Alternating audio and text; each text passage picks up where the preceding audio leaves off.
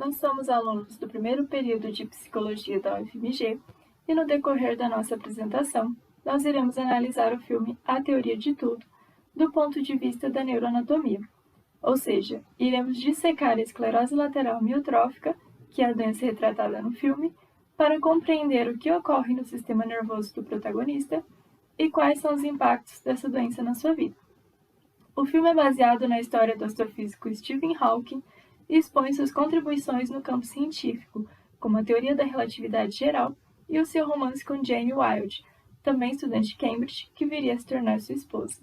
Ao mesmo tempo, retrata sua degeneração motora desde os 21 anos, idade em que é diagnosticado com esclerose lateral amiotrófica e que será o foco de análise desse trabalho.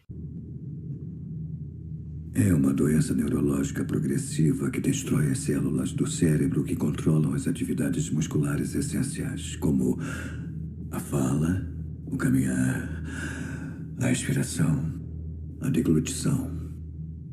Os sinais que os músculos devem receber para moverem-se são interrompidos. O resultado é uma fraqueza muscular progressiva. Definhamento.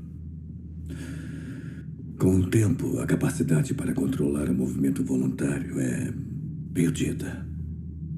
Totalmente. Receio que sua expectativa de vida seja de 2 anos.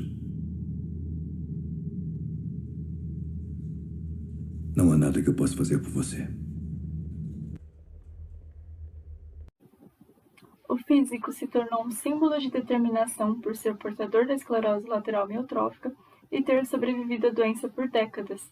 Em certo ponto, Hawking movia apenas um dedo e os olhos voluntariamente, por consequência da ELA.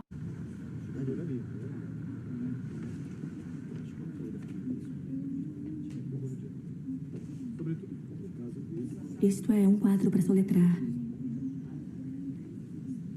Primeiro, me diga que letra você quer, piscando quando disser a cor do grupo que contém a letra. Quando eu souber o grupo, pode escolher a letra dentro desse grupo, piscando de novo quando vir a cor de cada letra do grupo. Acho que é assim. Vamos tentar. Entretanto, a cadeira de rodas e a crescente dificuldade para se comunicar não o impediram de seguir sua carreira, já que sua capacidade intelectual permaneceu intacta. O roteiro foi baseado no livro de mesmo nome escrito por Jane, mulher do físico, entre 1965 e 1995. Dirigido por James Marsh, o filme ganhou 2 prêmios no Globo de Ouro, melhor ator de drama para a atuação de Ed Redmayne e melhor trilha sonora, e recebeu 5 indicações ao Oscar. Melhor filme, ator, atriz, roteiro adaptado e trilha sonora original. Nesse sentido, primeiramente vamos apresentar a patologia e explicar a neurologia geral dela, para depois percorrermos o detalhamento do filme, comentando cada situação retratada do ponto de vista da neuroanatomia, e explicarmos como ela se expressa na prática. Agora vou falar um pouco sobre como ocorre o movimento físico humano. E para isso, vamos precisar de alguns conceitos da neuroanatomia. Um deles é o conceito de neurônios motores, que vão ser células especializadas do sistema nervoso central, podendo ser divididas em 2 tipos. O primeiro é o neurônio motor superior, que também pode ser chamado de primeiro neurônio. Ele vai se originar no córtex e ser responsável pela ativação do segundo neurônio. O segundo neurônio, também chamado de neurônio motor inferior, vai se originar na medula, e ele sim vai ser responsável pela ativação dos alvos efetores, que podem ser glândulas, podem ser órgãos, e no caso do movimento voluntário, são os músculos esqueléticos. Então, qual vai ser o caminho para a ativação desses músculos esqueléticos? Bom, nós podemos dividir em 2 caminhos, dependendo do movimento. Para os movimentos do rosto e da cabeça, o caminho vai se iniciar no córtex motor, passando pelo trato córtico-nuclear, que tem origem justamente nas áreas responsáveis pelo controle da musculatura da cabeça. Ela vai terminar com a ligação aos neurônios do núcleo de nervos cranianos, os quais, por sua vez, vão ativar os músculos. O segundo caso ocorre para movimentos do pescoço para baixo, Ele também vai se iniciar no córtex cerebral motor. Mas, agora, o trato responsável será o trato córtico-espinal, que vai se ligar ao cono anterior da substância cinzenta da medula e, por sua vez, vai ativar o músculo desejado. Então, tendo esse conhecimento da neuroanatomia em mente, o que vai acontecer na esclerose lateral amiotrófica? Não, quando a gente está falando de esclerose lateral amiotrófica, a gente vai observar uma deterioração justamente desses neurônios motores sobre os quais a gente aprendeu, tanto os superiores do córtex cerebral motor, quanto os inferiores, do tronco cefálico e da medula. Além de uma deterioração do corpo do neurônio, vai também haver um dano no axônio, ou seja, os tratos corticoespinhais, que são os principais responsáveis pelo movimento motor, também vão ser danificados. Há uma morte neuronal, consequentemente, a comunicação entre neurônios para, a comunicação entre músculo e neurônio para. Então, a debilitação irreversível dos movimentos voluntários, já que o sinal nem chega ao músculo, e, consequentemente, os músculos caem em desuso e sofrem atrofia muscular. Eu acabei de caracterizar a imagem clássica da ELA, porém, por mais que ela seja conhecida como uma doença seletiva do neurônio motor do sistema nervoso central, estudos recentes apontam que, além do dano no sistema nervoso central, no sistema nervoso periférico também ocorre esse dano. E, além disso, em boa parte dos casos, há também dano no córtex pré-frontal, o que acaba levando a sintomas atípicos, como a decadência cognitiva. Meus colegas vão falar mais disso no resto da apresentação. Felizmente, esse caso de decadência cognitiva não aconteceu para o Stephen Hawking. Dor pode ocorrer em todos os estágios da ELA, costuma ser agravado pela depressão que os pacientes sofrem, que eles tendem a sofrer, né, devido à natureza da doença. E geralmente é causada por câimbras. Causas. Há tanto pessoas que têm ela que tiveram um histórico na família da doença, ou seja, que a gente pode dizer que houve uma hereditariedade, quanto casos que são misteriosos, que não há histórico na família. Inclusive, são a maioria dos casos, 90%, que são os casos esporádicos. Por mais que as causas sejam desconhecidas, há especulações, há discussões na medicina e vamos falar delas. Glutamato, desequilíbrio químico no cérebro. Glutamato em níveis normais é necessário no sistema nervoso. Porém, em níveis excessivos, ele é considerado tóxico e em 40% dos pacientes de ELA esporádica que foram estudados, havia esse nível normal de glutamato. Então, esse nível normal foi considerado o culpado pela morte dos neurônios. Porém, isso só posterga nosso problema. Tipo, ok, mas o que causa esse desequilíbrio para começar? Olha, houve um caso muito famoso, que foi o caso de Lou Gehrig, que foi um atleta alemão super competente, conhecido, excepcional, que desenvolveu ela. Tanto que uma das formas de você chamar a doença de Lou Gehrig. Esse caso e de outros atletas despertou a curiosidade da medicina sobre uma possível relação entre abuso de atividades físicas e a doença. Foram feitas pesquisas e, no geral, parece haver esse momento de risco, mas não é tão expressivo. O que parece ocorrer é que a doença tende a se manifestar mais cedo do que ela geralmente ocorreria, quando há um abuso de atividades físicas. Trauma físico e alimentação. Ambos são ambas causas que houve uma curiosidade, parecia haver potencial para explicar a doença, mas no final das contas, pesquisas foram feitas e os resultados foram inconclusivos, inconsistentes. Não vamos descartar essas causas, mas também não vamos assumir que elas são verdadeiras. Fumar. Poucas pesquisas, muita contradição entre elas. Então, ainda precisamos de estudar mais a fundo antes de afirmar qualquer coisa sobre a relação entre fumar e desenvolver ela. E desde quando? Há locais do mundo em que a incidência de ela é muito superior do que no resto do mundo. E há pessoas que argumentam que isso é uma indicação de que há fatores ambientais fortes para o desenvolvimento de ela. Porém, há pesquisas que foram feitas sobre nativos desses locais, por exemplo, a ilha de Guam, sobre nativos desses locais que se mudaram para outros locais do mundo. E mesmo em ambiente diferente, alimentação diferente, eles continuaram com a mesma tendência de desenvolver a doença. Ou seja, esses casos são mais indicativos de que há um fator genético ocorrendo ali do que um fator ambiental de fato. Doenças autoimunes. É muito bem documentado que há uma relação forte entre doenças autoimunes e ela. Pessoas que têm histórico de doenças autoimunes têm uma probabilidade muito maior de desenvolver ela. Idade preditora. São idades mais avançadas e eu vou aproveitar para falar da diferença entre sexos. Quando a gente está falando de uma idade mais jovem, há um predomínio masculino entre as vítimas de ela. Porém, à medida que a idade vai avançando, essa diferença entre sexos diminui. Ou seja, a gente pode concluir que, na verdade, o que ocorre é que em pacientes masculinos, a ela tende a ocorrer mais cedo. Essa degeneração dos neurônios pode ocorrer começando tanto pelo bulbo quanto pela medula. Quando começa pelo bulbo, é chamado de ela bulbar, e o prognóstico é muito mais triste, porque a expectativa de vida é menor, os sintomas iniciais são mais graves, afinal. Início no bulbo, a gente está falando de início no tronco encefálico. Então, centros de deglutição, fala e respiração vão ser os primeiros a ser afetados. A ela medular é que começa pela medula, e a gente vai falar mais dela, a gente vai focar nela no resto da apresentação, porque ela é foi justamente o caso do Stephen Hawking. Então, a gente falou desses aspectos gerais, neurológicos da doença, mas o que a doença significa para o dia a dia do paciente, exatamente? Para explicarmos isso, a gente vai passar um resumo do filme, a gente vai apresentar o resumo e vamos parando, quando for oportuno, para aprofundar, comentar em detalhes o que está acontecendo. É isso, obrigada. Nesse vídeo, vamos focar na ela medular, que foi o caso do personagem do filme biográfico estudado, o famoso físico, cosmológico e autor Stephen Hawking. Ele nasceu em 1942 e morreu em 2018. Trouxe inúmeras contribuições teóricas para a bibliografia científica. Inclusive, foi responsável pela teoria sobre buracos negros, além de ser um símbolo impressionante de superação. O filme estreou em 2014 e se baseou na própria biografia de Hawking. Foi indicado a mais de 3 categorias de Oscar, sendo elas melhor atriz, ator e além de melhor filme, mas apenas ganhou o de melhor ator.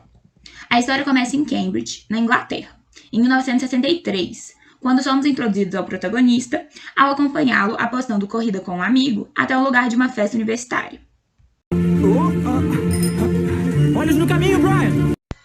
E é chegando nessa festa é onde ele conhece Jane Wilde, que foi seu primeiro amor, e a futura esposa.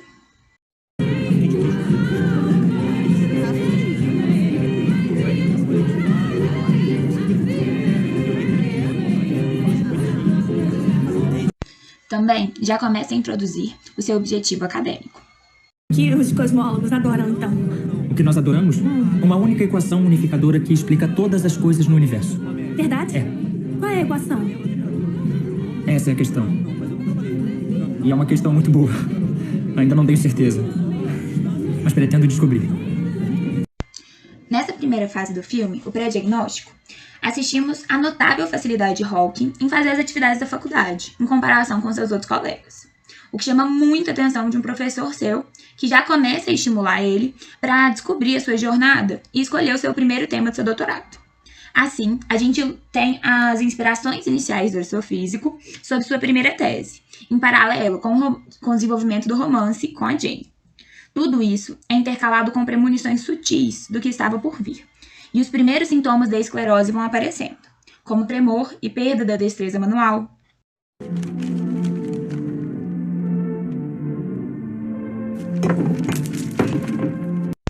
Além disso, também observamos a perda da força muscular, fraqueza nos membros, fadiga fácil, tropeços frequentes e o déficit no caminhar. Aqui, Hawking estava no clímax de sua empolgação. Um novo romance, um caminho para o doutorado, tudo estava indo da melhor forma possível. Até que...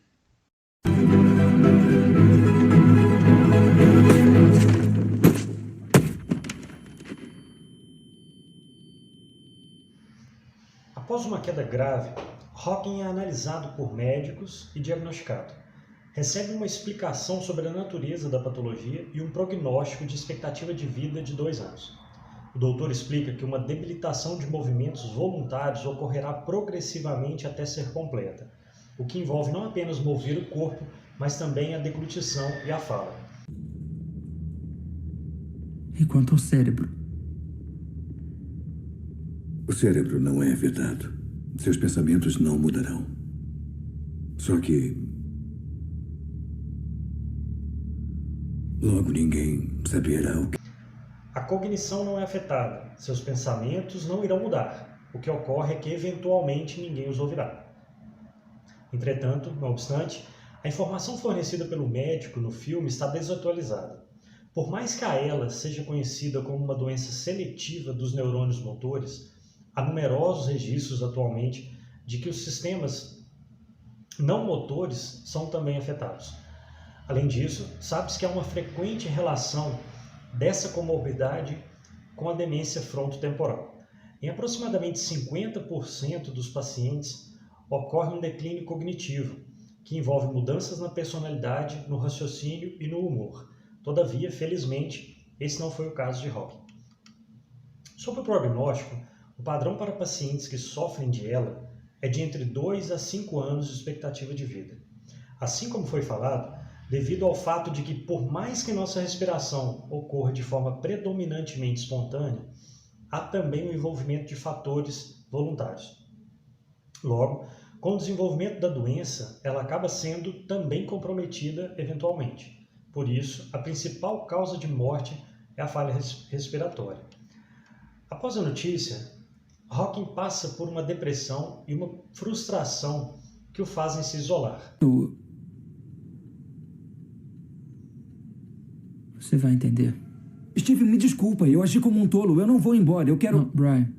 Porém, com o apoio de Jane, de sua família e de seus amigos, ele decide persistir.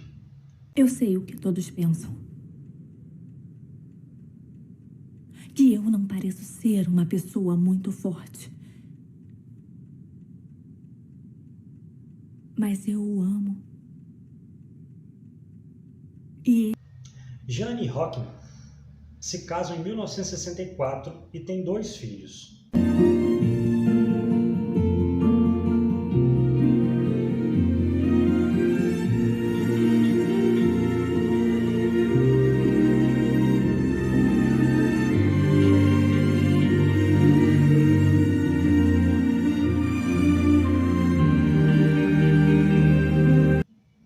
É importante destacar que o sistema sexual não é afetado pela doença, pois é completamente involuntário.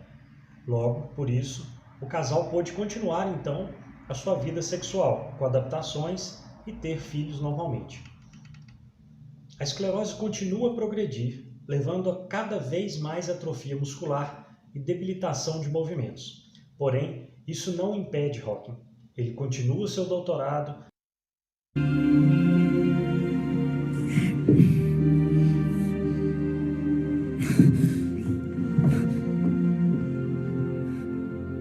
Dois, três...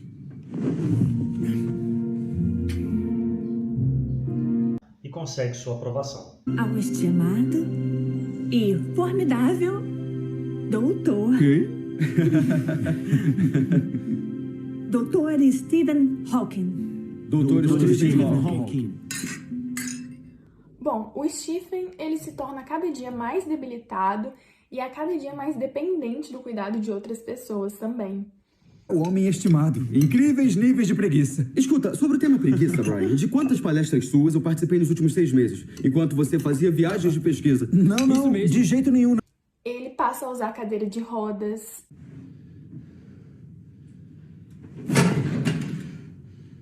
Ele adquire uma certa dificuldade na pronúncia das palavras, né, na fala, na deglutição dos alimentos.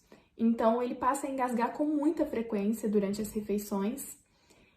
E mesmo com todos esses entraves que perpassavam a vida do Stephen, ele continuou trabalhando nas suas teorias, né, e deu prosseguimento às suas palestras. Esse empenho trouxe muito reconhecimento ao Stephen e muito prestígio acadêmico também. Mas mesmo com esse sucesso na vida acadêmica, a vida familiar do Stephen, ela passava por algumas dificuldades. Isso porque a esposa dele, a Jane, ela cuidava dele sozinha e dos 2 filhos do casal. Isso deixava ela muito sobrecarregada, muito estressada, e o Stephen, ele se mantinha resoluto quanto à ideia de permitir que uma pessoa de fora cuidasse dele. Então, no filme, ela se mostra visivelmente estressada com a situação. Mas depois de um tempo, o Stephen ele acaba aceitando, e aí o Jonathan, que é um amigo da igreja da Jane, ele passa a ajudar o casal e se torna um enfermeiro informal, digamos assim. A princípio, essa ajuda ela foi muito bem-vinda e muito útil. Mas depois de um tempo, isso traz alguns conflitos, principalmente quando nasce o 3º filho do casal. Por quê? porque os pais do Stephen, por ignorância, né, por não conhecerem muito bem a doença e como que ela operava, né, eles passam a questionar a paternidade da criança. Porque eles não acreditavam que o Stephen, naquela condição, pudesse ter uma vida sexual frutífera.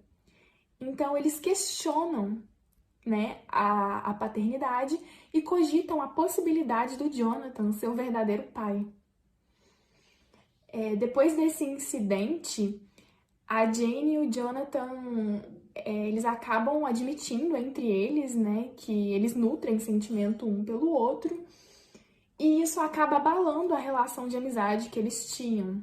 E o Jonathan se afasta da família.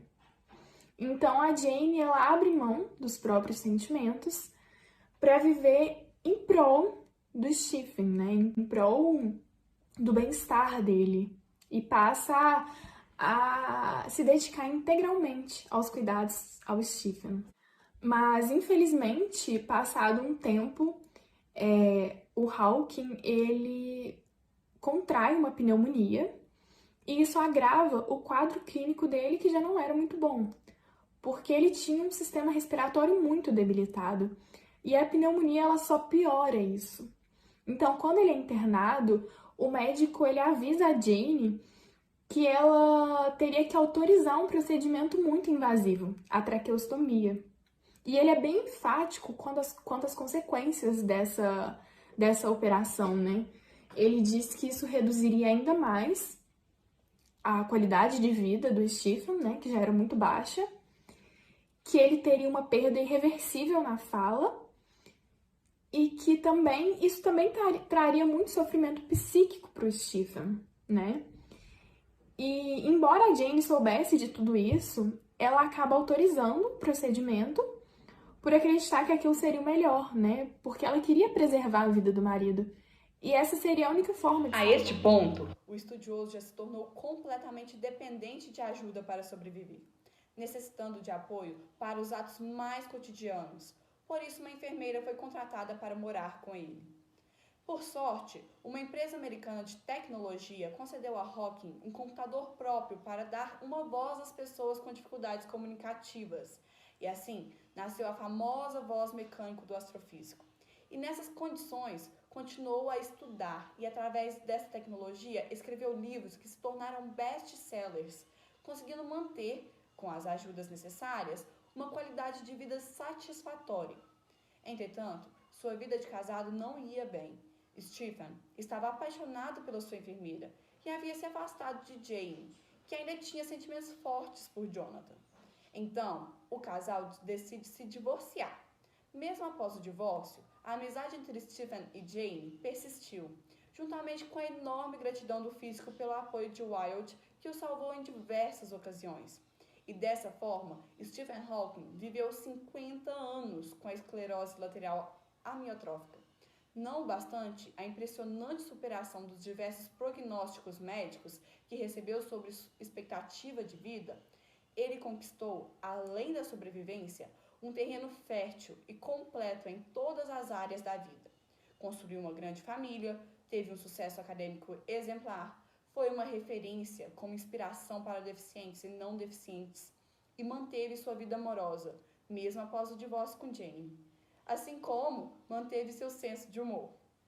Com isso, superou outro limite que o médico tinha lhe imposto. Fez com que não apenas mantivesse seu poder cognitivo intacto, como lutou para que suas ideias brilhantes fossem conhecidas pelo mundo, deixando todos saberem delas. O filme termina com um discurso emocionante de Stephen, ao ser questionado sobre sua filosofia de vida perante o seu ateísmo. Ele disserta sobre como todos nós somos diferentes e que, independentemente do quão maluca e cruel a vida possa parecer, sempre há algo que você possa fazer e no qual você pode suceder.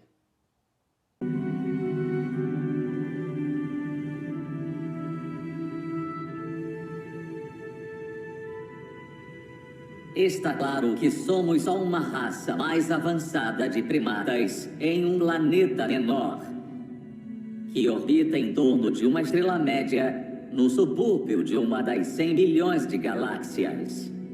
Mas Desde o início da civilização, as pessoas anseiam por uma compreensão da ordem subjacente do mundo. Deve haver algo muito especial sobre as condições de contorno do universo. E o que pode ser mais especial do que não ter limites? E não deve ter limites à atividade humana. Somos todos diferentes. Mesmo que a vida pareça ruim, há sempre algo que se pode fazer e obter sucesso. Enquanto há vida, há esperança. Enquanto há vida, há esperança. Por hoje é isso. Muito obrigada pela atenção.